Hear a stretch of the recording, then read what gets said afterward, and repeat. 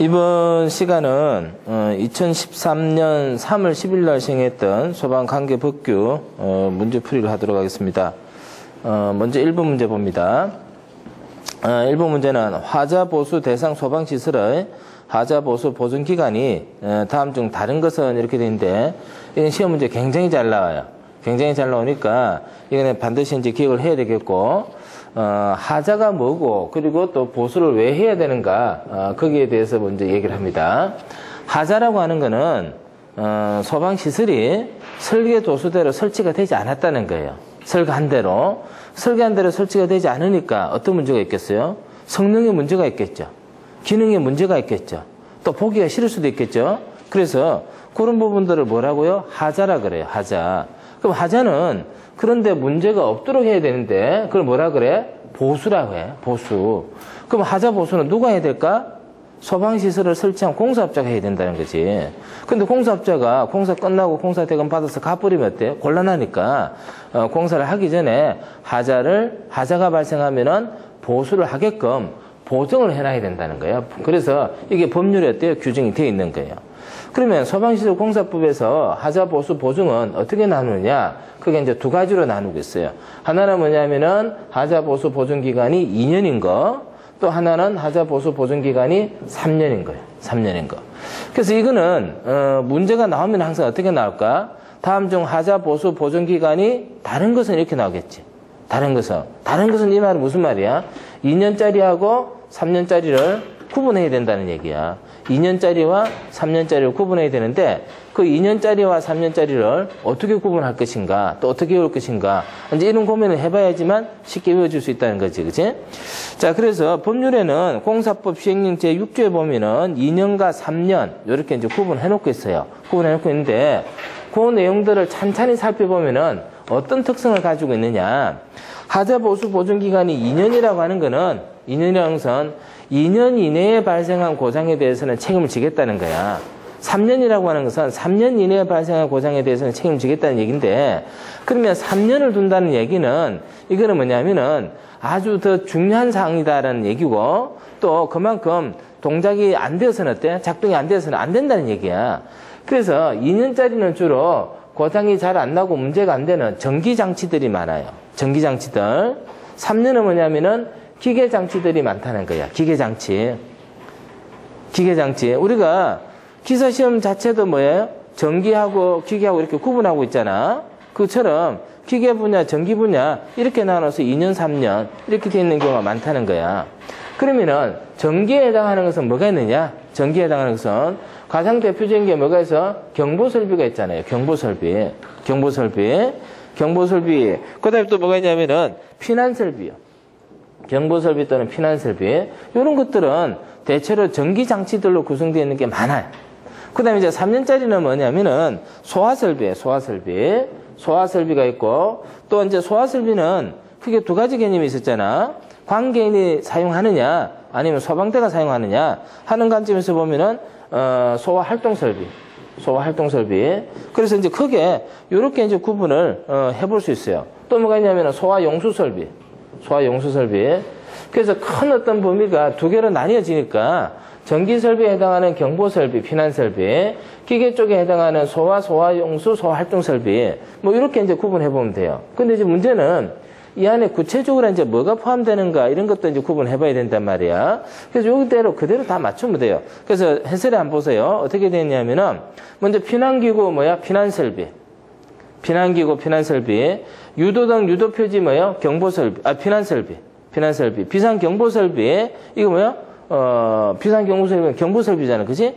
자, 그렇게 가는데, 그러한 우리 구분해서 하나가 딱 어긋나요. 하나가 딱 틀린단 말이야. 그게 뭐냐면은, 거기 나오는 무선통신보조설비예요.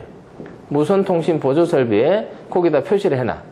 무선통신보조설비는 어디에 해당해요? 소화활동설비에 들어가. 소화활동설비에 들어가지만은 무선통신보조설비는 2년이다는 거지, 2년. 그 다음에 3년에 보면은 자동식 소화기, 옥내 소화전, 스프링클러 쭉 나온단 말이야. 그거 다 뭐예요? 소화설비, 소화활동설비, 소화용수설비에 해당한다고. 그런데 그 중에서 경보설비나 피난설비에 해당하는 게 또 하나가 있어. 그게 뭐냐면은 자동화재 탐지 설비가 있어. 자동화재 탐지 설비. 거기다 표시 또 해놓으세요. 자동화재 탐지 설비. 요 놈은 뭐야? 경보 설비지만은 화재 보수 보존기간 몇 년? 3년이라는 얘기지. 3년. 그러면 아마 요게 시험 문제가 나오면은 거의 대부분 문제에서는 요거 두 개가 보기로 나올 거야. 요거 두 개가. 그럼 한번 봐. 그런 게 있는지 없는지. 자, 다에 보면 뭐가 있어? 무선 통신 보조 설비 있네. 그지? 무선 통신 보조 설비는 몇 년이야? 2년. 그러면 이제 다 됐어. 비상 경보 설비 뭐야? 경보 설비잖아. 2년. 유도등 뭐야? 피난 설비잖아. 2년. 자동식 소화기 어디야? 소화 설비. 그지? 그럼 가분이 답이지? 가분이 답인데 요거 두 개들은 거의 보기에 나타나요. 거의 보기에 나타나기 때문에 이렇게 찾아내도록 합니다. 자, 그 다음에 이제 두 번째 문제. 전문 소방시설 공사의 법인인 경우 자본금 기준은 얼마인가 이렇게 돼 있어요. 자본금 기준은 얼마인가.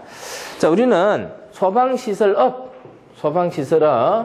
소방시설업에는 뭐가 있어? 설계업, 감리업, 공사업이 있지. 자, 소방시설업에는 설계업, 그 다음에 감리업, 그 다음에 공사업이 있어요. 공사업. 자, 그런데 이제 이 업을 하기 위해서는 그냥 내가 하면 되는 게 아니야. 하면 되는 게 아니고 이 업을 하기 위해서는 뭘 해야 돼? 등록이라는 절차를 거쳐야 돼요. 등록이라는 절차를 거쳐야 돼. 등록을 한다는 것은 뭐냐면은 소방시설업은 아무나 할 수 없기 때문에 일정한 요건을 갖추어서 확인을 받는 절차야. 확인을 받는 절차. 자, 그래서 등록을 해야 되는데 이 등록을 하는 데는 등록 요건이 법률에 정해져 있어요. 등록 요건이. 자, 그게 뭐냐면은 그 밑에 보시면은 기술 인력을 갖춰야 돼.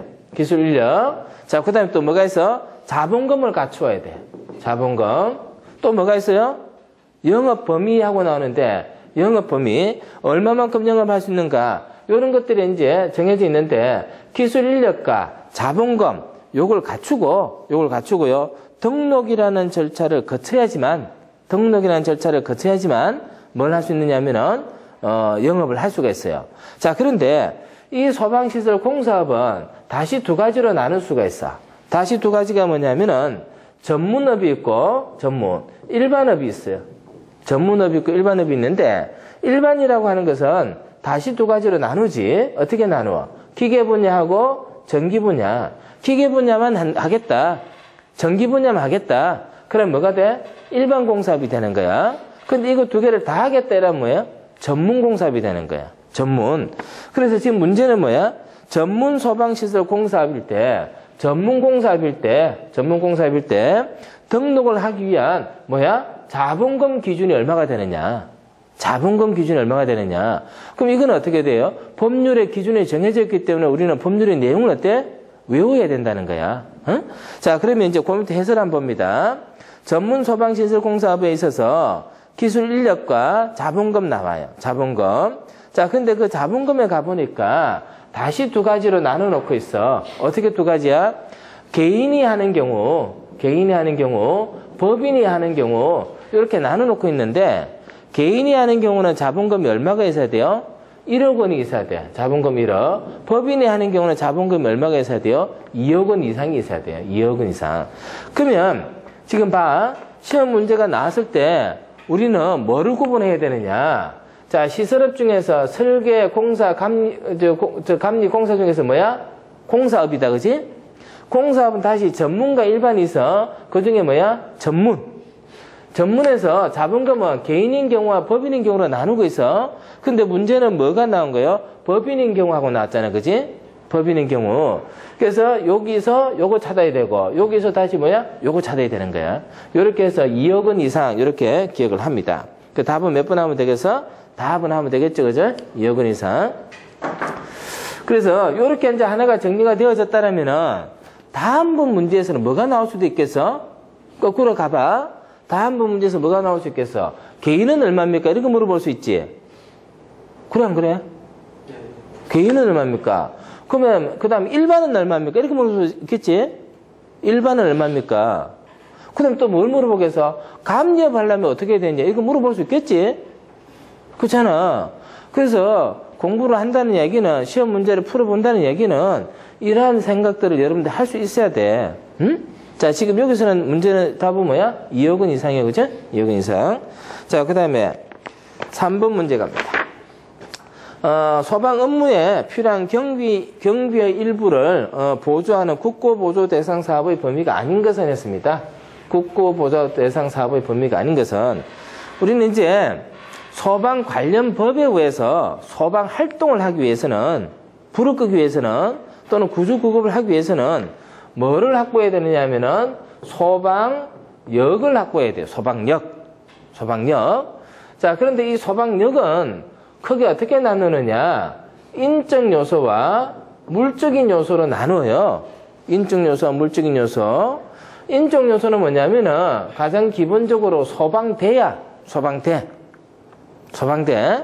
그 다음에 물적인 요소는 두 가지가 있어. 뭐가 있어요? 소방 장비와 소방 수리가 있어요. 소방 장비와 소방 수리. 장비는 뭐야? 여러 가지가 있어. 소방차도 해당하고 소방 펌프도 해당하고 여러 가지가 해당한단 말이야. 소방 수리는 뭐예요? 물이야, 물. 자, 그런데 여기에서 소방 장비를 갖추는 경우에 있어서 소방 장비를 어떻게 갖춰야 될 것이냐 하는 것들은 결국 뭐냐면은 다시 어때요? 법률로서 정한단 말이야. 그런데 이 장비들이 특수한 경우들이 많기 때문에 아주 고가이고, 그거를 지자체에서 어때?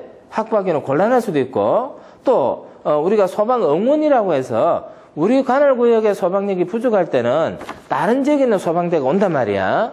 그럴 경우에 서로 장비 간의 호환성이라든지 이런 문제가 있기 때문에 장비는 일정 부분 뭐가 될 필요가 있어? 통일이 될 필요가 있단 말이야. 그런 것도 그렇고. 그래서 이제 이 장비를 우리가 확보하는 데 있어서는 국가에서 보조하는 경우들이 있다. 국고에서 보조하는 경우. 그럼 국고에서 보조할 때는 역시 마찬가지로 법률에 그 원칙을 정해놔야지만 이게 일정하게 지원이 된단 말이야. 그래서 그때 이제 뭐라고 나오냐? 소방기본법에 보면은 보조 대상 사업의 범위와 기준 보조율은 대통령령으로 정한다. 이렇게 되어 있고, 국가는 소방 장비의 구입 등 시도의 소방 업무에 필요한 경비 일부를 뭐 한다? 보조한다. 그렇게 되어 있어요. 자, 그래서 이제 그러면 대통령령으로 정한다 했는데 대통령령에는 뭘 정해놓고 있느냐? 우리가 국고에서 보조를 해야 될 소방 장비가 뭐가 있느냐? 여기에 대해서 정해놓고 있고 거기에 대해서 문제가 나온 거예요. 그래서 그 밑에 보면은 다음 강목의 소방 활동 장비와 설비의 구입 및 설치해서 뭐가 나와요? 소방 자동차, 헬리콥터, 소방정. 이건 뭐야? 배다, 배. 소방정, 배. 그러면 결국 자동차, 헬리콥터, 배 이런 것들은 뭐예요? 배 이런 것들은 기동 장비지. 소방대와 소방용수를 화재 현장으로 옮겨주는 그런 장비야. 이런 것들은 장비가 크고 고가 장비인 경우들이 많단 말이야. 그걸 지자체에서 구입하는 데는 부담이 될 수 있어요. 헬기를 구입한다든지 이런 거. 자, 그 다음에 또 뭐가 있냐면은 소방 전용 통신 설비, 전산 설비.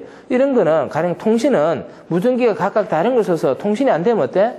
곤란하겠지. 그래서 뭔가 통일이 필요하다는 얘기고, 그 밖에 방화복리 소방 활동에 필요한 소방 장비와 두 번째 보시면 뭐가 나와요? 소방 관소형 청사의 건축, 소방서 건물을 지을 때 많은 비용이 들어가니까 이런 부분에 대해서는 국고에서 보조를 한다.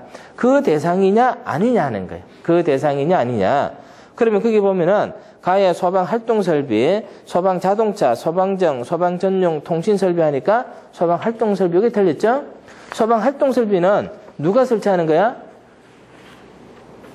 관계인이 유지 관리 업무를 가지고 있고 건축주가 설치하지. 그지? 관계인이 설치하는 거죠. 자, 그래서 소방 활동 설비 그게 틀렸어요. 틀렸고, 그 다음 페이지 한번 넘어가 보면은 소방 활동 장비 및 설비의 종류와 규격은 안전행정부령으로 정한다. 그렇게 되어 있고, 국고보조 대상 사업의 기준 보조율은 보조금 관리에 관한 법률 시행령에서 정하는 바에 따른다. 이렇게 이제 정리가 되어 있습니다. 자, 그래서 가번 정답하면 돼요. 자, 그 다음에 4번. 위험물을 취급하는 설비에서 정전기를 유효하게 제거하기 위한 방법으로 거리가 먼 것은 했습니다. 정전기를 유효하게 제거하기 위한 방법. 자, 먼저 위험물이 나와. 위험물. 자, 위험물이라고 하는 것은 어떤 물질이에요? 위험물은 화재가 일어날 위험이 큰 물질들을 뭐라고 해? 위험물이라고 한다고. 그래서 항상 앞에는 뭐라고 표현한다 했어요? 화재의 위험이 있는 물건. 그지? 화재 위험이 있는 물품. 이게 위험물이야. 그래서 이건 불이 잘 나. 불이 잘 나. 자, 그 다음에 정전기. 정전기는 우리는 이제 마찰이 일어나는 부분이라든지 건조한 경우에 정전기를 자주 느낄 수 있어. 사람 몸에서도 정전기가 발생할 수 있어요. 그죠? 그런데 이 정전기는 아주 미세한 전류야. 그렇지만은 이 정전기가 위험물을 위험하게 만들 수 있는 거야. 정전기가 위험물을 위험하게 만들 수 있는 거야. 그래서 실제로 기름을 취급하는 주요 취급소에서 정전기에 의해서 화재가 발생하는 사례들이 어때? 많이 발생하고 있단 말이야. 그래서 이 정전기를 뭔가 제거하거나 정전기가 발생하지 않도록 하는 방지 대책, 이런 게 필요하다고. 그래서 이 위험물에 대해서 정전기에 의한 화재 방지를 위해서 우리 위험물 안전관리법에서는 정전기를 방지할 수 있는 방법에 대해서 규정을 하고 있어요. 그래서 그게 된 문제야. 거기 보시면 뭐라고 되어 있어요? 위험물법 시행령 제28조 관련해서 별표 4에 이런 내용이 있다고 되어 있지, 그지? 자, 거기 보면은 위험물을 취급함에 있어서 정전기가 발생할 우려가 있는 설비에는 정전기라고 하는 것은 뭐야? 연소에 있어서 필요한 점화원, 점화에너지, 거기에 해당하는 거다. 자, 그래서 이거를 제거하기 위해서 어떤 방법을 하느냐? 자, 거기 세 가지 방법이 정해져 있어요. 접지에 의한다. 공기 중의 상대 습도를 70% 이상으로 한다. 공기를 이온화하는 방법이다. 이렇게 이제 세 가지가 정해져 있고, 거기에 해당하지 않는 답이 뭐예요? 납은이지, 그지? 납은 자동적으로 압력의 상승을 정지시키는 방법 했는데, 요거는 이제 압력이 발생하는 장치에 이런 안전장치를 둡니다.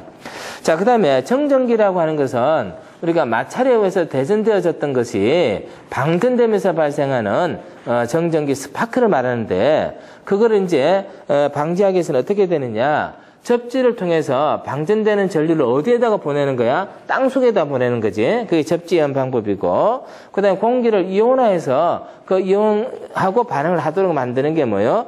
이온하는 방법이고, 그 다음에 거기 보면은 뭐가 나와? 상대 습도를 몇 퍼센트 이상으로 한대서 70% 이상으로 70% 이상으로 한대는데, 요게 답으로 잘 나오는 거예요. 요게 답으로 잘 나오는데, 습도라고 하는 것은 공기 중에 들어있는 수분의 양을 얼마인가를 나타내는 게 습도야. 이 습도는 다양한 방법으로 나타낼 수가 있는데, 상대 습도뿐만 아니라 절대 습도, 이런 걸로도 나타나는데, 지금 여기서는 무슨 습도로 나타내요? 상대 습도. 상대 습도는 단위를 어떻게 쓰느냐 하면 퍼센테이지로 적어요. 퍼센테이지. 그래서 상대 습도가 70% 이상이 되도록 한다는 얘기는 습도를 높인다는 얘기지, 그지? 습도를 높인다는 얘기는 공기 중에 뭐가 많다는 거야? 수분이 많다는 거야. 그래서 대전된 전하가 어디로? 수분과 결합을 하게 되는 거지. 이온화시키는 거와 똑같은 거예요. 그래서 상대 습도 70% 이상 이렇게 되는데, 그 4분도 시험 문제로 잘 나와요. 4분도 표시를 해둡니다. 자, 그 다음에 5번. 소방방재청장, 소방본부장, 소방서장은 소방특별조사를 하려면은 관계인에게 조사 대상, 조사 기간, 조사 사유 등을 며칠 전에 서면으로 알려야 하는가, 이렇게 나옵니다. 자, 거기 보면은 소방특별조사예요. 소방특별조사 이렇게 하는데, 소방특별조사를 하기 위해서는 어떤 과정이 필요하냐면은 조사를 하기 위해서 관계인의 재산권을 침해를 해야 된다는 거야. 관계인이 소유하고 있는 소방 대상물, 관계인의 장소에 뭘 하느냐면은 출입을 해야 돼요. 출입을 해야 되고, 거기 가서 여러 가지 이제 조사 행위를 한단 말이야. 질문도 하기도 하고, 조사도 하기도 하고. 그러면 관계인은 이게 어때요? 귀찮잖아. 근데 이게 무슨 특별한 문제가 생긴 건 지금 아니야. 생긴 게 아닌데, 특별조사라고 하는 것은 화재 예방을 위해서 필요한 경우에 하기 때문에 그거는 불이 나지 않도록 하는 전체 이익과 관련된 거고, 그래서 특별조사라면 이 관계인은 이게 귀찮을 수가 있다는 거야. 귀찮을 수가 있어. 그래서 우리가 지금 공부하고 있는 소방 관련 법령들은 항상 얘기하는 것처럼 전체 이익을 위해서 개인의 이익이 제한될 수 있는 그런 사안들이 이제 나타나는 법들이란 말이야. 그러면은 공익을 위해서 개인의 이익을 제한할 수 있지만은 개인에게 무조건 참아라고 할 수는 없는 거야. 그래서 개인에게 공익을 위해서 이러한 행위를 한다라고 사전에 미리 알려줘야지만 개인이 어때요? 덜 기분 나쁘고 덜 피해를 볼 수 있다는 얘기지. 그래서 사전 통지 절차를 거치도록 하고 있습니다. 사전 통지 절차. 그래서 조사 대상이다. 언제부터 언제까지 조사를 하겠다. 뭐를 조사를 하겠다. 이런 것들을 어떻게 알려준다 해서 서면으로 문서로 작성해서 미리 알려주는 거야. 문서를 왜 작성해? 말을 하면 그건 어때? 일시적으로 그냥 지나가 버리지. 그래서 항상 우리가 일을 할 때는 정확하게 일을 하기 위해서는 뭐 어떻게 해야 돼? 적어놔야 돼. 그지? 적어놔야 돼. 그런데 공부도 그냥 지금 봐. 여러분도 어떻게 하고 있어? 가만히 내만 쳐다보고 있잖아. 그러면 안 되고 손 빼서 자꾸 적어야 돼. 자꾸 적고 확인하고 지금 팔짱도 끼고 이렇게 있어가지고 무슨 공부하니? 그냥 듣고 쑥 지나가 버리고 말지. 그래서 확인을 계속 해야 된단 말이야. 자, 그래서 사전에 통지하는데 사전에 며칠 전에 통지해야 되느냐 하는 문제예요. 사전 통지가 며칠 전이라고 돼서 7일 전에. 사전 통지가 7일 전에. 이것도 시험 문제 잘 나와. 소방 특별조사를 하기 전에는 7일 전에 뭐야? 사전 통지를 해야 된다. 7일 전에. 그것도 단단히 확인해 둡니다. 자, 그 다음에 이제 6번 문제 볼게요. 특정 소방 대상물의 관계인 또는 발주자는 당해 도급 계약의 수급이니 도급 계약을 해지할 수 있는 경우가 아닌 것을 했습니다. 특정 소방 대상물의 관계인 발주자는 당해 도급 계약이란 말이 나와. 도급 계약이 나오는데 이 말은 소방시설을 설치하기 위해서 이 소방시설을 아무나 설치할 수 없기 때문에 소방시설을 설치할 수 있는 사람을 대상으로 우리 소방시설을 이렇게 해서 설치해 주세요 라고 하는 게 바로 뭐야? 도급이고, 그걸 하기 위해서는 뭘 해야 돼? 계약을 해야 돼. 도급 계약을 해야 돼. 자, 도급 계약의 수급이니 도급 계약을 해지할 수 있는 경우가 아닌 것은 했습니다. 그죠? 자, 그래서 도급 계약의 수급인인데 그거는 이제 수급인이 도급 계약을 체결하면은 일을 해주는 사람이 있고, 그 다음에 뭐야? 일을 시키는 사람이 있지, 그지? 근데 일을 시키는 사람이 가만히 보니까 일을 해주는 사람이 뭔가 못마땅해. 못마땅하면은 계약을 어때? 해지를 할 수 있다는 거야. 그러면 일반적인 계약에 있어서 해지를 하면 어떤 상황이 발생할까? 자, 여러분들하고 내하고 계약을 하는 거야. 이걸 어떻게 하면 내가 어떻게 하겠다, 얼마나 주겠다, 뭐 이렇게 하는 거야. 근데 얼마나 주겠다 해놓고, 야, 너랑 안 할래? 이렇게 하면 어떻게 돼? 나는 얼마나 주겠다라고 해서 준비를 했는데 그걸 안 한다니까 어때? 내가 준비했던 게 다 엉망이 되니까 그렇게는 안 된다. 위약금을 물어내라. 그래서 계약을 해지를 하게 되면은 위약금은 계약을 어긴 거에 대해서 뭔가 위약금을 준다든지 그에 따른 절차가 있어야 돼요. 그러면 가령 소방공사에 있어서 야, 우리 소방공사 좀 해달라 이렇게 했는데 야, 너 마음에 안 든다, 안 되겠다 이렇게 하면은 이런 문제가 생기잖아, 그지? 그런데 도급 계약을 체결했을 때 수급받은 사람이 공사 계약을 하기로 한 사람이 뭔가 문제가 생기면 어때? 이런 거 상관없이 어때? 법률에 그 사람하고 일 안 하도록 할 수 있다는 얘기야. 그게 바로 도급 계약을 해지할 수 있는 경우입니다. 자, 이거는 도급 계약의 해지는 소방시설공사법 제23조에 규정이 되어 있는 사항인데, 자, 어떤 경우인지 한번 보세요. 소방시설업이 등록 취소되거나 영업 정지되었다. 자, 소방시설업 등록을 했어. 소방시설업 등록을 했단 말이야. 그런데 등록이 취소돼서. 왜 취소됐을까? 위반했기 때문에 법을 위반한 소방시설업자하고 일을 할 수 있을까 없을까? 불안해. 영업정지 역시 마찬가지로 뭐야? 법을 위반했다는 거야. 그래서 이런 상황이 생기면은 나 너랑 일 안 할래? 이렇게 할 수 있다는 거야. 그래도 위약금 어때? 안 물어도 된다는 얘기야. 자, 그 다음에 두 번째 보면 뭐가 있어요? 소방시설업을 휴업하거나 폐업했다. 좀 쉰다? 그 다음에 폐업한다? 이러면 어때? 안 할 수 있어. 자, 그 다음에 세 번째 봐요. 정당한 사유 없이 30일 이상 소방시설 공사를 계속하지 않는 데였습니다. 정당한 사유 없이 30일 이상 공사를 안 해. 그럼 어떻게 할 수 있어? 안 할 수 있어. 그 다음에 요구에 정당한 사유 없이 따르지 않는다. 요구에 응하지 않는다. 그러면 어때요? 위약에 관한 문제 없이도 도급 계약을 뭐 할 수 있어? 해지할 수 있어. 위약금이라는 게 여러분들 뭐 할 때 나와? 그 여러분들 휴대폰 사면은 약정 기간이라는 게 있잖아. 그게 뭐야? 내가 얼마 동안 쓰겠다 하는 건데, 쓰겠다고 했기 때문에 뭔가 요금을 깎아주고 뭔가 혜택을 줬는데, 쓰겠다는 거 그만큼 안 쓰면 뭘 내는 거야? 위약금 내는 거잖아. 그게 뭐야? 일방적 계약의 해지라고 하는 거지. 응? 원래는 계약을 했는데 한쪽에서 그 약속을 안 지킨 거야. 그러면 이제 이런 것들을 내게끔 하는데, 그러나 소방공사에 있어서는 토고 계약에 있어서 이런 수급자가 이런 문제가 생기면은 어떻게 돼? 일방적으로 계약을 해지할 수 있다는 거야. 강력하지, 그지? 그래서 그런 게 규정에 나와 있습니다. 그래서 6부 문제는 이제 거기에 해당하지 않는 거 찾으면 되는 거야. 소방시설업이 영업정지 처분을 받았다. 소방시설업이 등록 취소되었다. 소방시설업을 휴업했다. 정당한 사유 없이 20일 이상 공사를 계속하지 아니한다. 몇 번이 답이야? 30일, 그지? 라번 답하면 되겠지. 자, 그 다음에 7번. 1번. 단독 경부형 감지기를 설치하여야 하는 특정 소방대상물의 기준으로 옳지 않은 것은 했습니다. 단독 경부형 감지기를 설치해야 될 특정 소방대상물에 대해서는 소방시설법에 정해져 있어요. 그래서 거기에 있는 기준들을 그대로 확인하시면 돼요. 자, 단독 경부형 감지기 설치해야 될 소방대상물은 연면적 1000 미만의 아파트, 연면적 1000 미만의 아파트, 그 다음에 연면적 1000 미만의 기숙사, 그 다음에 교육연구시설 또는 수련시설 내에 있는 합숙소 또는 기숙사입니다. 합숙소 또는 기숙사로서 연면적이 2000 미만인 거, 자, 그 다음에 이제, 연면적 600 미만의 숙박시설, 그 다음에 이제, 라목 7에 해당하지 않는 수련시설, 뭐 이렇게 나와 있는데, 답은 몇 번이에요? 답은이지, 그지? 답은. 그래서 그거는 기준을 그대로 보면 되겠고, 또 특히 거기 보면은, 기숙사 같은 경우 한번 봐봐. 기숙사. 그냥 기숙사는 연면적이 얼마예요? 1000 미만. 그냥 기숙사는 연면적이 1000이야. 그런데 기숙사가 교육연구시설이나 수련시설 내에 있는 기숙사는 연면적이 얼마야? 2000. 2000이잖아, 그지? 2000. 자, 그래서 기숙사. 그렇게 이제 보면 되겠죠. 그래서 정답은, 답은 하면 됩니다.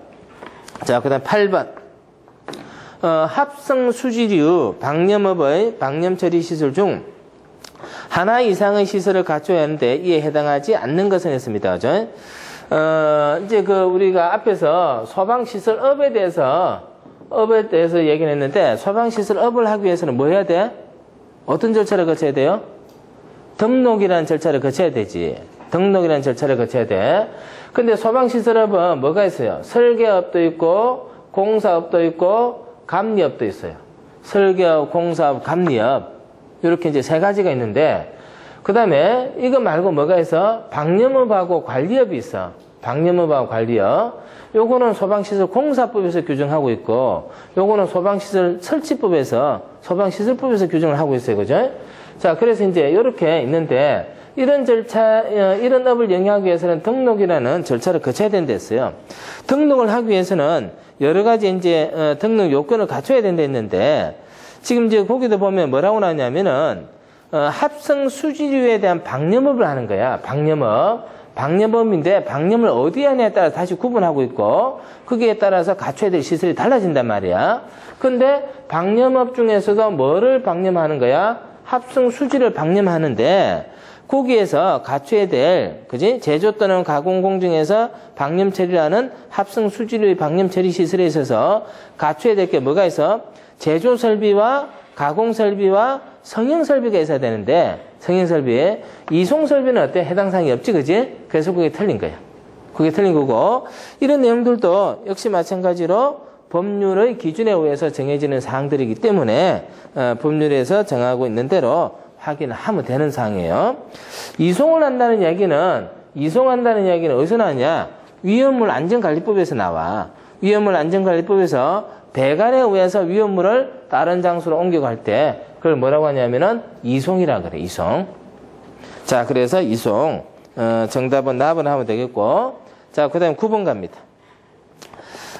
소방대상물의 관계인으로 옳지 않은 것은 했는데, 소방대상물. 우리 이제 소방 관련법 중에서 소방대상물 관계인에 대한 정의가 내려져 있는 게 다양하게 나타나는데 가장 먼저가 기본법이죠. 소방기본법에서 관계인에 대해서 전기를 내리고 있어. 관계인은 누구야? 관계인은 누구누구를 관계인이라 그래요? 소유자, 그래. 소유자, 그 다음에 점유자, 다음에 누구? 관리자. 이거 관계인이잖아. 소유자, 점유자, 관리자. 그걸 이제 관계인이라 그래요. 근데 감리자, 요건 어때? 틀렸지, 그지? 감리자는 틀렸어요.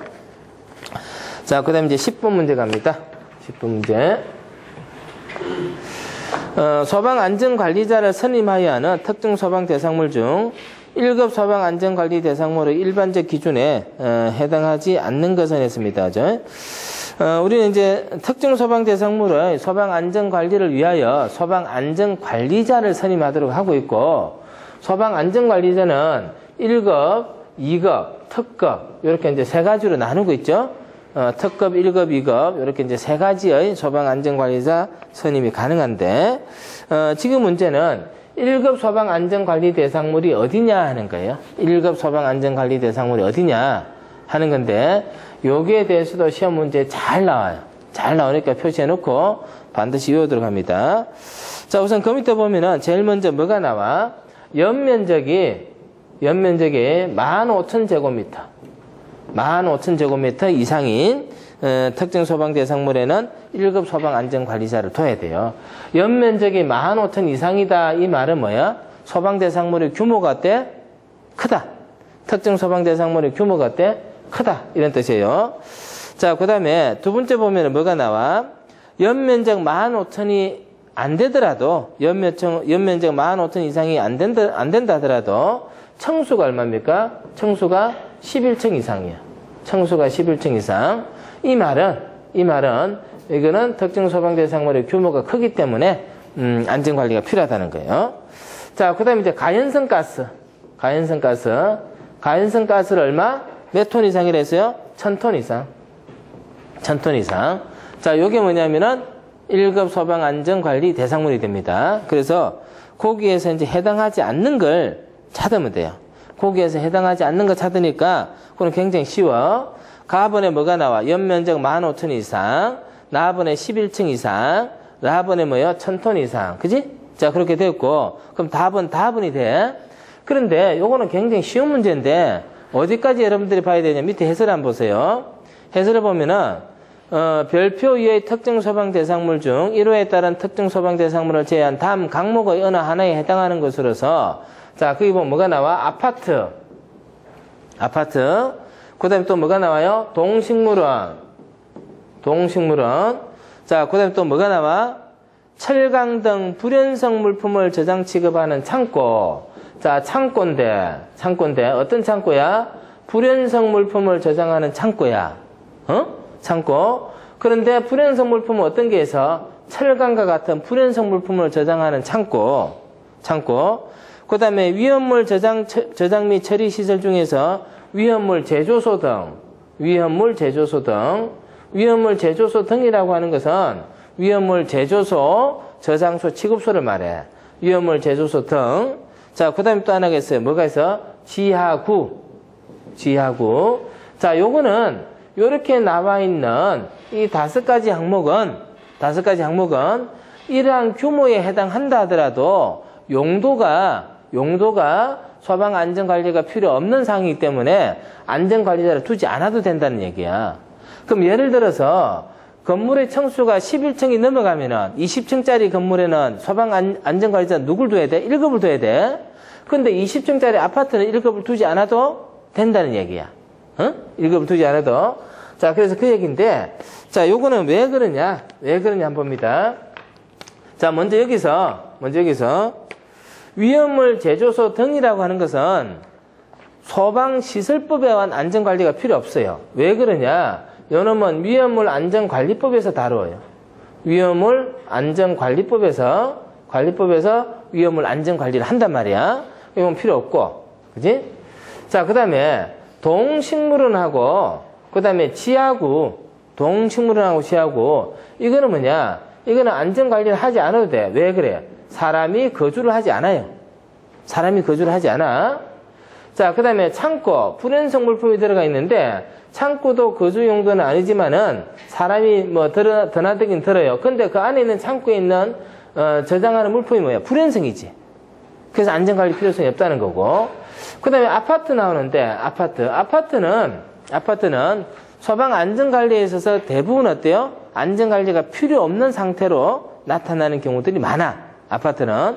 왜 그러냐? 아파트는 철근 콘크리트 구조로 방화구역이 되어져 있지. 철근 콘크리트의 내화 구조로 방화구역이 되어져 있어. 그래서 아파트는 불이 나면 어떻게 된댔어요? 옆 세대를 이렇게 옮겨가는 게 아니고 항상 어디로 올라간대서? 위층으로. 그래서 화재의 확산에 있어서 다른 용도보다는 위험성이 어때? 덜하다는 얘기야. 그래서 지금 문제는 아주 단순하게 요거 3개만 확인하면 되는 문제였어. 그런데 요 내용이 포함이 되면은 문제는 더 어려워지고 풀기가 힘들어져요. 자, 그래서 요렇게 한 번 더 확인을 하도록 합니다. 자, 그게 이제 10번. 자, 그렇게 되었으니까 이제 요번 시간은 10분까지 하고 또 잠시 후에 11분부터 하도록 합니다. 자, 이번 문제는요, 11번 문제입니다. 11번. 소방관서의 종합상황실 실장이 기록 관리하여야 하는 내용에 속하지 않는 것은 했습니다. 이제 종합상황실을 설치하도록 하고 있고, 종합상황실이라고 하는 것은 화재와 관련한 정보를 전파하는 그런 역할을 하고 있죠, 그죠? 자, 그런데 종합상황실은 실장이 있는데요. 그 실장의 업무사항이 법률로 정해져 있어요. 실장의 업무사항이.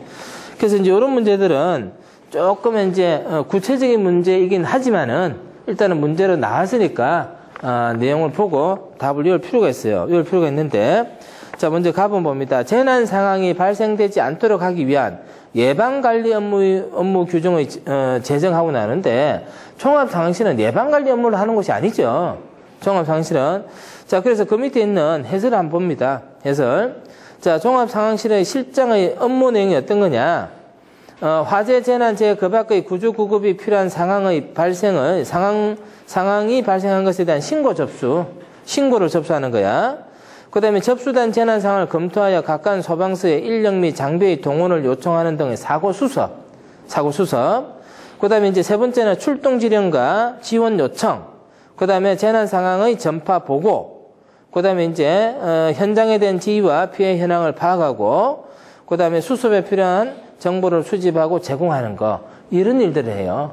그래서 결국은 이제 발생한 재난에 대해서 다양한 정보를 수집하고 전파하고 보고하는 그런 역할을 하는 게 종합상황실이고, 그 종합상황실에서 근무하는 자 중에서 제일 높은 직위에 있는 자가 뭐가 될까? 실장이 되는 거야.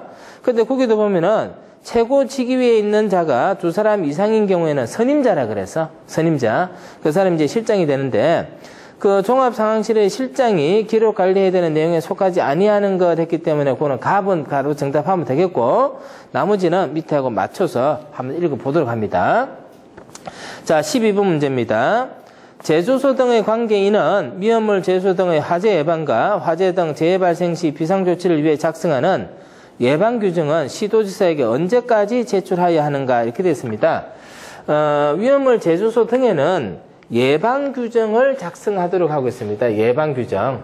예방규정이라고 하는 거는 위험이 발생하지 않도록 미리 예방하는 거지, 그지? 예방. 그래서 우리는 어떻게 하겠다라고 하는 규정을 작성해서 시도에게 제출하도록 하고 있어요.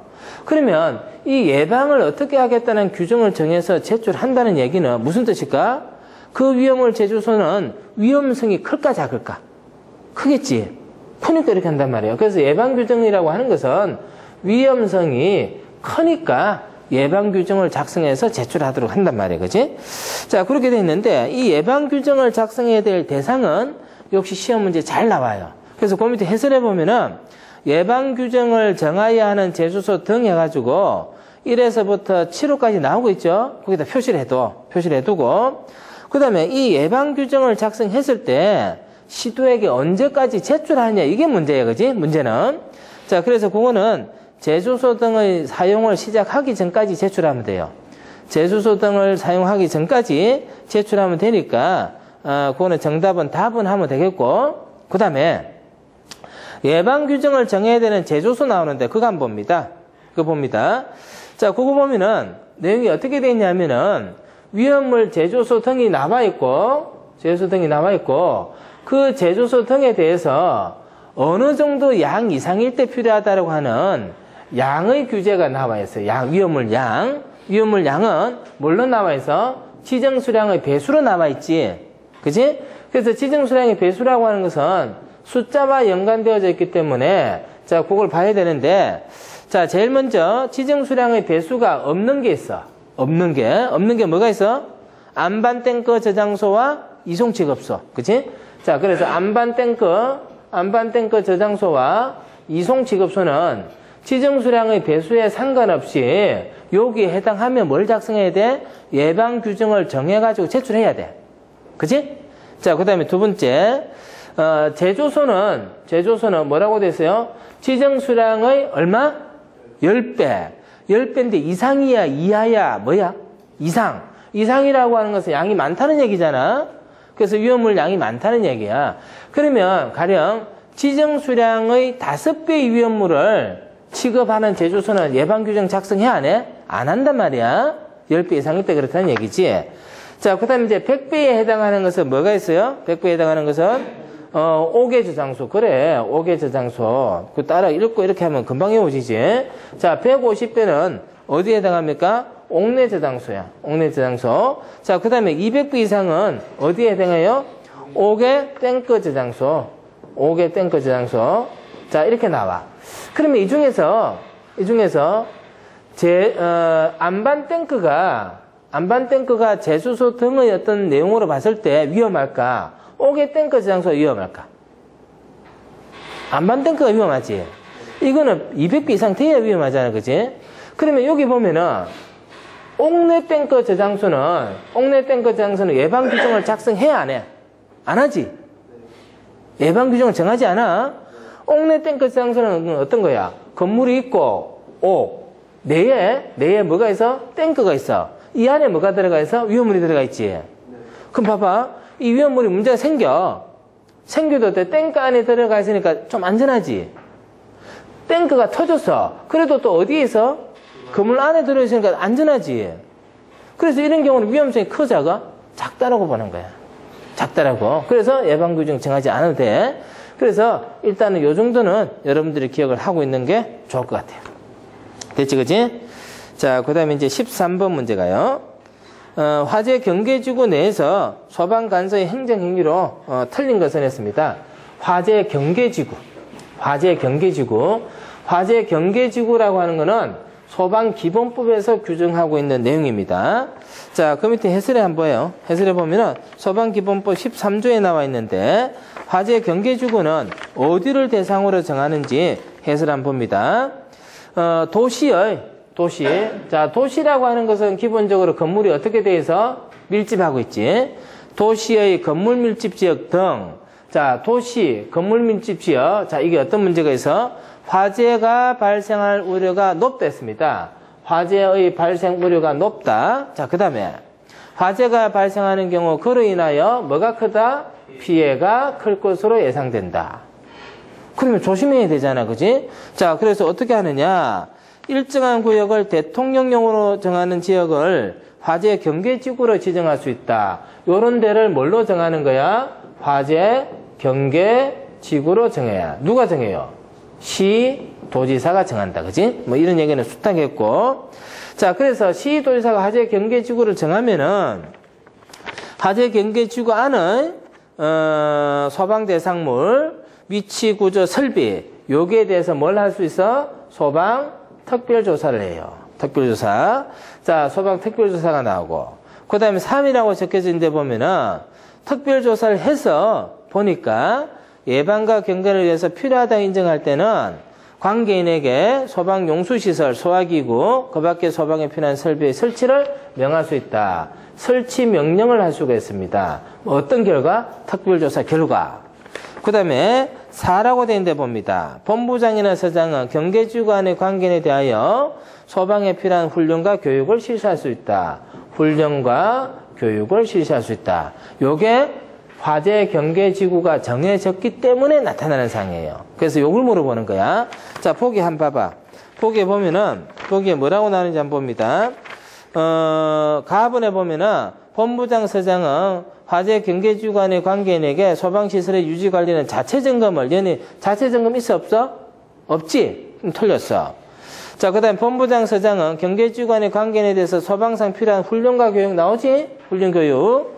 또 본부장 서장은 훈련 교육을 실시하고자 할 때 10일 전에 그 사실을 통보해야 되고, 그 다음에 이제 특별조사를 연일 이상 실시해야 된다. 그래서 요 내용에 해당하느냐 하지 않느냐 하는 거예요. 자, 그걸 물어보는 거고.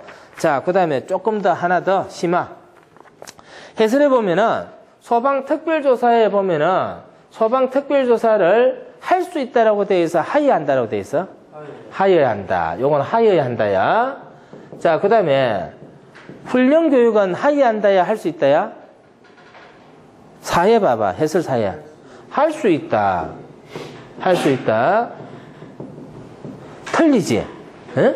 틀려요. 그죠? 하여야 한다와 할 수 있다는 틀려요. 하여야 한다와 할 수 있다는 틀리는데 어떤 차이겠어? 하여야 한다는 안 하면 안 돼. 그렇지. 무조건 해야지. 할 수 있다는 할 수도 있고 안 할 수도 있다는 얘기야. 할 수도 있고 안 할 수도 있어. 그래서 법을 통하여 규제를 하는 경우 이러한 표현은 굉장히 중요한 거야. 자, 그래서 여러분들은 그 책에다가 하여야 한다와 할 수 있다 줄을 꺼놔야지만 다시 확인할 수 있겠지, 그지? 자, 그 다음에 14번. 14번은 관리의 권한이 분리되어 있는 특정 소방 대상물에서 공동 소방 안전관리자를 선임하지 않아도 되는 것은, 자, 이렇게 돼 있어요. 자, 우리는 특정 소방 대상물에 대해서, 특정 소방 대상물, 여기에 대해서 소방 안전관리자를 선임하도록 되어 있어요. 소방 안전관리자. 자, 이 소방 안전관리자 선임은 다양한 형태로 이루어져요. 예외적인 경우에서. 예를 들면 어떤 게 있냐면은, 한 사람을 여러 건물을 관리하게끔 할 수 있어요. 동일한 사람이 여러 건물을 관리할 수 있도록 하고 있어요. 그거는 중보가에 선임한다라고 얘기해. 또 반면에 아주 높은 건물이 있어. 아주 높은 건물이 있어서 주인이 이만큼 다 달라. 주인이 달라. 그러면 각각의 주인은 각각에 대해서 안전관리자를 선임해야 된단 말이야. 이런 경우에 각각을 하는 게 아니고 한 사람을 공동으로 선임할 수도 있어. 여러 사람을 해야 될 때를 공동으로 할 수 있어. 그러면 공동으로 해야 될 것은 범위가 정해지는데, 공동으로 해야 되는 것은 이처럼 관리를 해야 될 권한이 구분되어 있는 건물에 그게 나타나는데, 그런 건물들이 주로 어떤 거냐면은 위로 길쭉하거나 옆으로 길쭉한 건물들이야. 나눠지잖아, 이렇게. 그럼 여러 사람이 사는데 그러지 말고 단체로 한 사람만 하자, 이렇게 하는 거야. 그게 바로 뭐야? 공동 소방 안전관리자야. 공동 소방 안전관리자. 어딘지 한번 봐요. 자, 첫 번째 뭐가 나와? 고층 건물. 이게 뭐야? 위로 긴 건물. 고층 건물. 고층 건물인데 층수가 몇 층일 것 같아?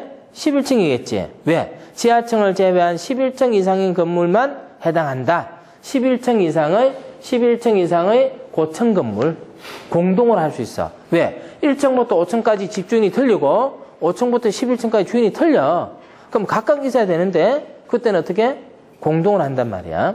자, 그 다음에 두 번째, 지하가가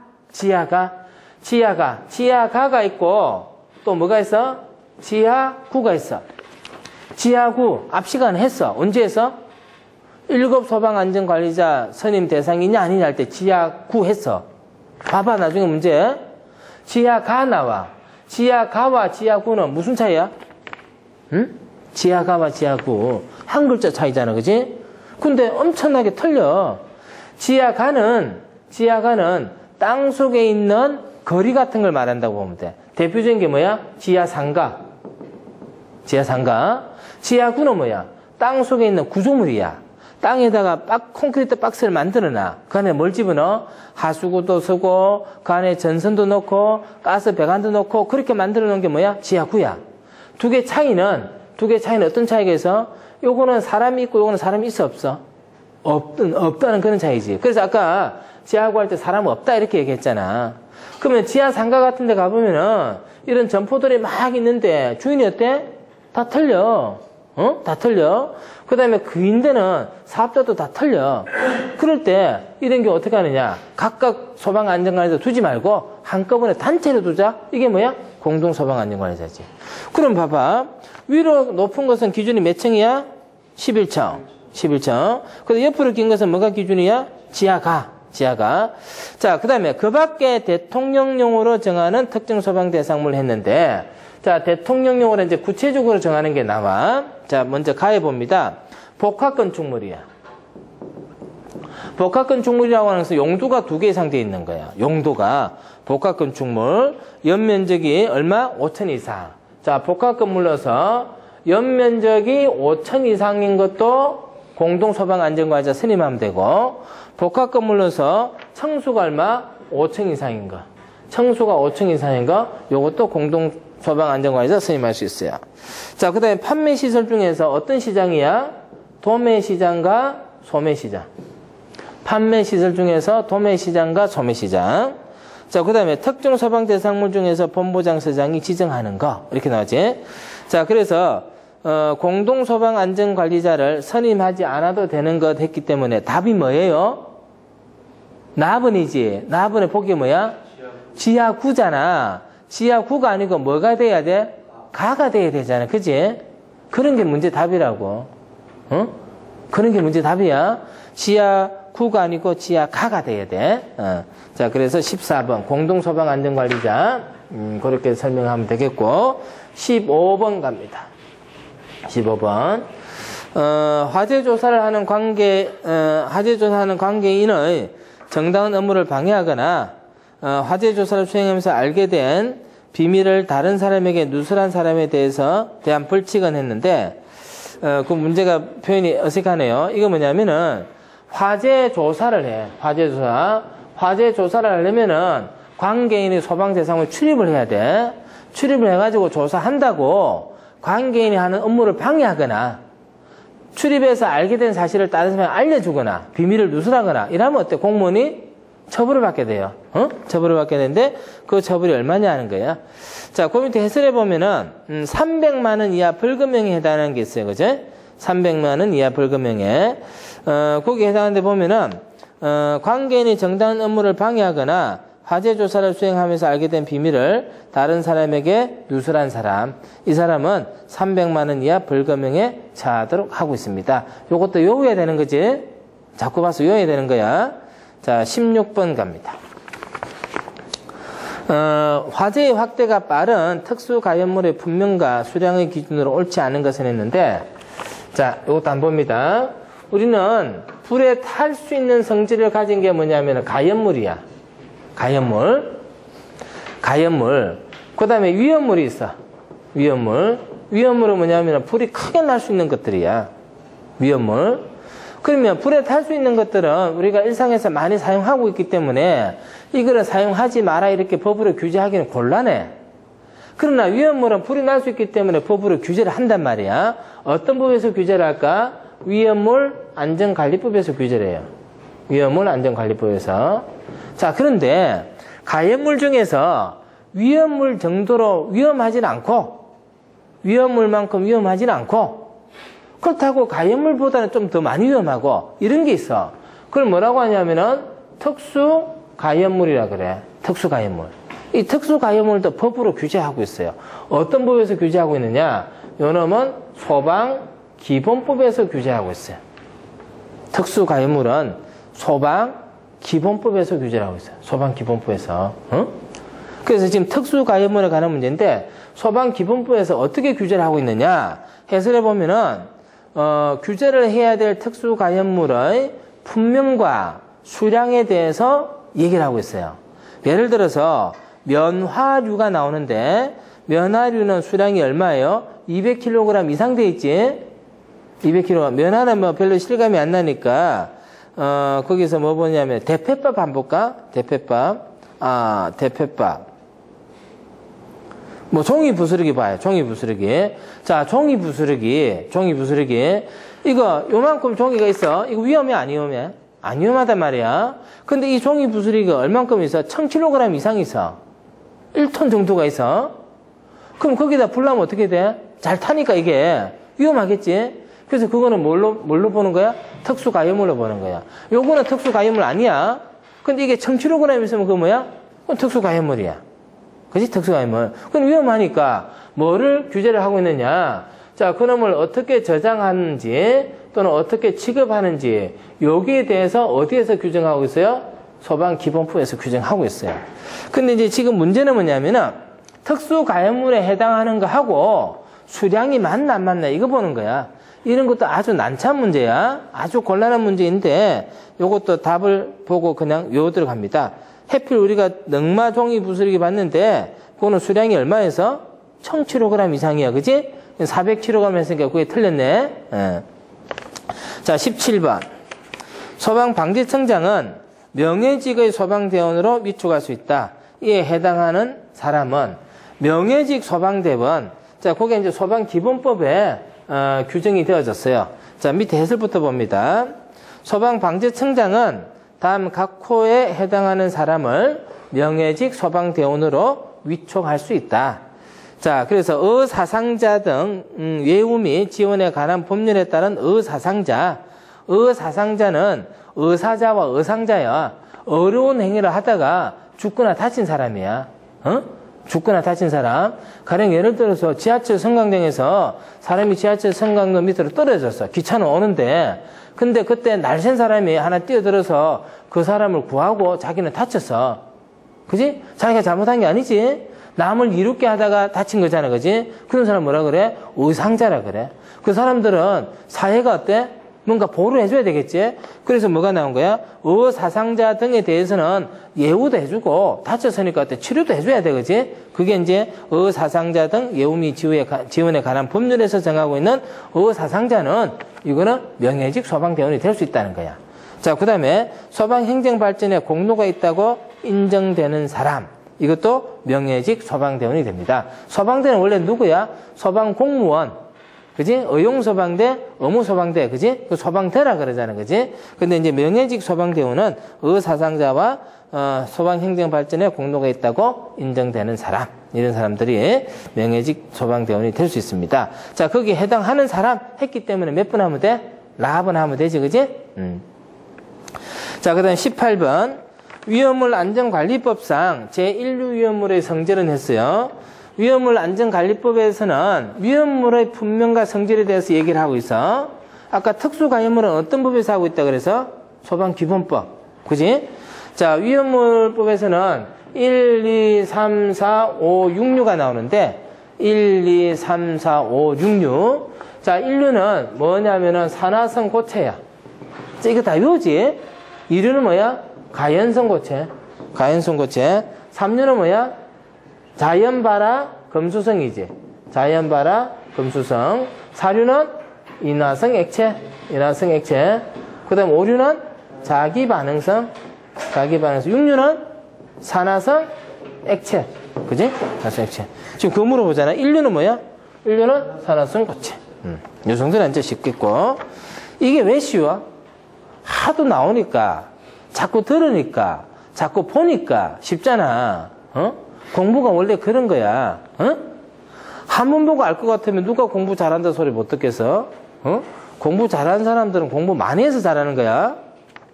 물론 머리가 좋아서 공부 잘하는 사람도 있지. 그러나 대부분 여러분들이 보는 이런 기사시험 정도는 머리 좋은 거하고 상관없이 그냥 조금만 열심히 하면 돼. 그거 안 해서 그런 거지. 자, 19번.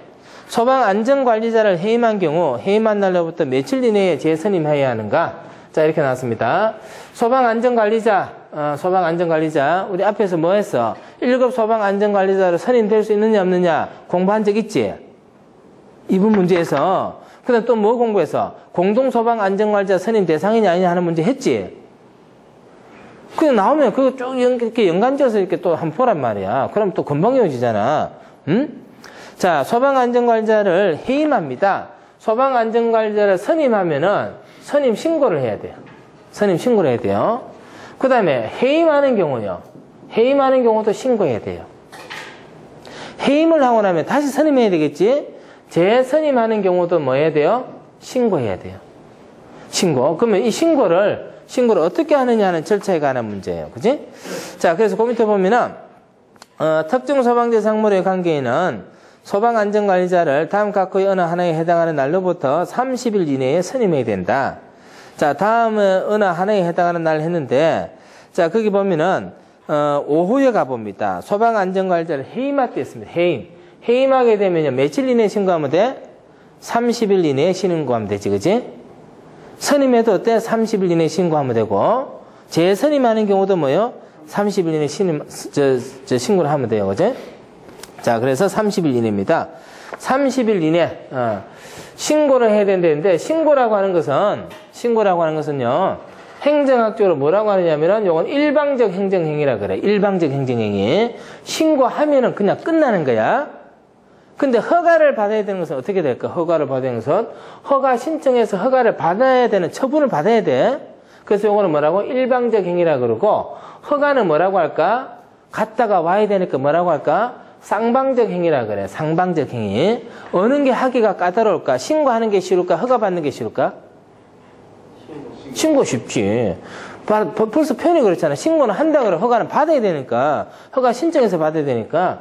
그래서 까다로운 데는, 중요한 데는, 위험한 데는, 문제가 될 것 같은 데는 신고 안 하고 뭐야? 허가 받는 거야. 그지? 그렇게 생각하면 돼요. 자, 그 다음에 마지막 문제, 20문제. 건축 허가를 함에 있어서, 이거 이제 또 허가 나오네. 본부장 또는 서장의 동의를 받아야 하는 건축물 등의 범위에 속하는 것은, 자, 요것도 시험 문제 엄청 잘 나와요. 별표 100개. 허가 동의 대상. 자, 허가 동의 대상이라고 하는 것은 뭐냐면은, 건축을 하기 위해서는 뭘 해야 되느냐? 건축 허가를 받아야 돼요. 건축 허가. 그럼 이 건축 허가는 누가 하느냐? 시장, 군수, 구청장이 허가권자예요. 시장, 군수, 구청장이. 근데 이 건축 허가를 해줄 때는 건축부에 따라서 허가를 해주는데 건축물의 안전에 문제가 없어야 돼. 그럼 건축물의 안전에 문제를 줄 수 있는 것은 뭐가 있어? 화재 사고가 있을 수 있어? 불날 수 있어? 그럼 불나면은 그냥 자기 혼자 타고 말면 되는데 그러지 않고 불나면 어때? 옆집에 옮겨가. 그지? 그래서 허가권자는 건축을 하려고 할 때 이놈이 불이 날지 안 날지 또 불이 나면은 어떻게 피난해야 될지 또 불이 나면 어떻게 끄야 될지 이런 것들을 잘 봐야 돼, 안 봐야 돼? 봐야 된다고. 근데 건축물의 허가권자는 이 건물에 대해서는 잘 아는데 불이 났을 때 불을 끄는 소방시설에 대해서는 지가 잘 알아 몰라? 모르는 게 더 많단 말이야. 그래서 허가를 해줄 때 이 소방시설에 대해서 잘 알고 있는 본부장이나 서장에게 뭐라고 하느냐? 내가 이 건물을 허가를 해주려고 하는데 허가해줘도 되는지 안 되는지 소방시설을 좀 한번 봐줄래요? 이렇게 하는 거야. 그게 뭐야? 허가에 있어서 내가 허가를 해줘도 된다라고 동의를 좀 해달라고 하는 거야. 동의를. 그래서 건축허가 동의 요청을 하면은 그게 따라서 동의를 해주면은 허가를 해주는 거야. 그러면은 이 시장군수구청장이 허가를 해줄 때 동의를 받는 건물은 불이 잘 나는 걸까, 잘 안 나는 걸까? 불이 잘 날 때 동의를 받아서 허가를 좀 까다롭게 해야 될까요? 불이 안 날 때, 불이 잘 안 나는 건물에 허가할 때 동의 좀 해주세요. 이렇게 할까요? 불이 잘 나는 건물이지. 그럼 결국은 허가 대상이라고 하는 것은 아까 했던 것처럼 뭐야? 화재 위험성이 큰 건물이야. 아까 예방 규정을 정한다는 것은 뭐라고 해서? 화재 위험성이 큰 위험을 제소성이라 했잖아. 여기도 마찬가지로 화재 위험성이 큰 건물에 대해서는 허가 등의 동의를 받아야 돼요. 그러면은 해설에 보면 숫자가 나오는데 숫자에 나오는 숫자는 크게 나올까 적게 나올까? 크게 나오겠지. 규모로 나타내니까. 그래서 그 숫자를 맞추는 거예요. 그래서 해설부터 먼저 봅니다. 건축허가 등의 동의 대상에서 시설법 시행령 12조 1항인데 연면적 400 이상인 건축물 이렇게 나온 거야. 연면적 400 이상인 건축물. 다만 다음에 있어서는 정한 기준이다. 기본적으로 연면적 400 이상인데 가에 보시면은 학교는 연면적 얼마? 100. 학교는 더 위험하다는 거야. 그지? 그 다음에 노유자 시설 및 수련 시설 얼마? 200. 그 다음에 정신보건법에 따른 정신의료기관 300. 그러면 학교, 수련시설, 정신의료기관 중에서 어느 게 화재 위험성이 제일 커? 학교지. 왜? 그럼 100부터 동의받아야 되니까. 어? 그래서 그런 개념을 알고 외우란 말이에요. 그런 개념을. 자, 그래서 결국 이제 20분 문제는 그런 개념을 그대로 문제에다 갖다 붙이면 돼. 맞추면 되겠지, 그지? 자, 가번에 보면은 성강기 등 기계장치에 의한 주차시설에서 자동차 10대 이상을 주차할 수 있는 시설. 자, 그런 거 있어요, 없어요? 자동차는 몇 대 이상? 20대 이상이잖아. 표시해놨잖아, 그지? 자, 나의 연면적이 300인 업무시설. 300이 아니고 뭐야? 400. 차고 주차장으로서 사용되는 청중의 바닥 면적이 150인 건축물. 150이 아니고 얼마? 200제곱미터. 200제곱미터. 연면적이 200인 노유자 및 수련시설. 자, 노유자 수련시설 아까 얼마에서? 연면적? 200. 그래서, 건축 허가에 있어서 동의를 받아야 될 대상은 몇 번? 라번. 됐죠? 자, 그래서, 이번 시간은요, 2013년 3월 10일 날 시행했던 문제를 이렇게 연습을 했습니다.